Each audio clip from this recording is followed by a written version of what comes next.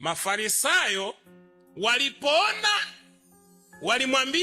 waliwaambia wanafunzi wake, mbona mwalimu wenu anakula? Sasa hapa watakwenda kuwaambia nyinyi washirika, mbona mchungaji wenu anavaa kiuni, kavaa mapete kama ya Diamond, mbona kavaa kama? Wanamshtakia Yesu. Hawaendi kwa Yesu, wanakwenda kwa nani? Kwa wanafunzi wa Yesu. Wewe ukitaka kuondolewa hapa, hawaji kunishtakia mimi juu yako wewe, wanakuja kwako wewe, alafu wanakwambia ona baba yako anachokifanya.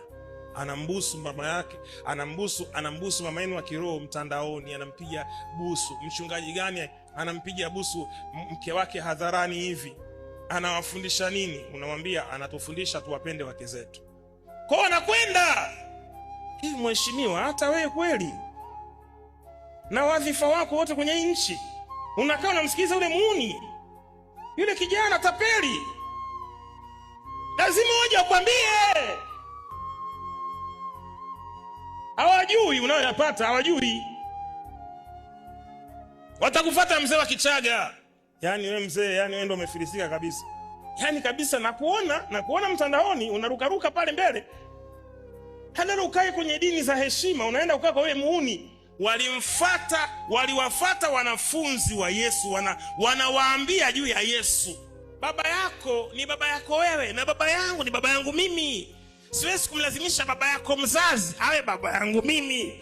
Uchungu wa mwana anaujua mzazi.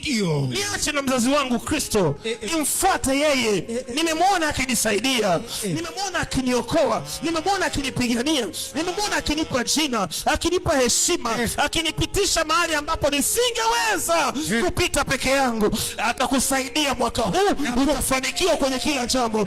Atakusaidia mwaka huu, utapita kwenye kila daraja. Atakusaidia mwaka huu, utapita kwenye kila jaribu. Huu ni mwaka wako baba, ni mwaka wako baba wa kufanya maamuzi kwenye uchumi, kwenye biashara, kwenye mmoja sema napokea.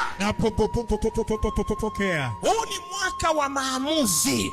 Na moja ya maamuzi tulionayo mwaka huu, hakuna kufa masikini. Mimi sio masikini, wewe sio masikini, wewe sio ombaomba. Natamka ya maneno yakafanya kazi kwako. Mmoja sema napokea.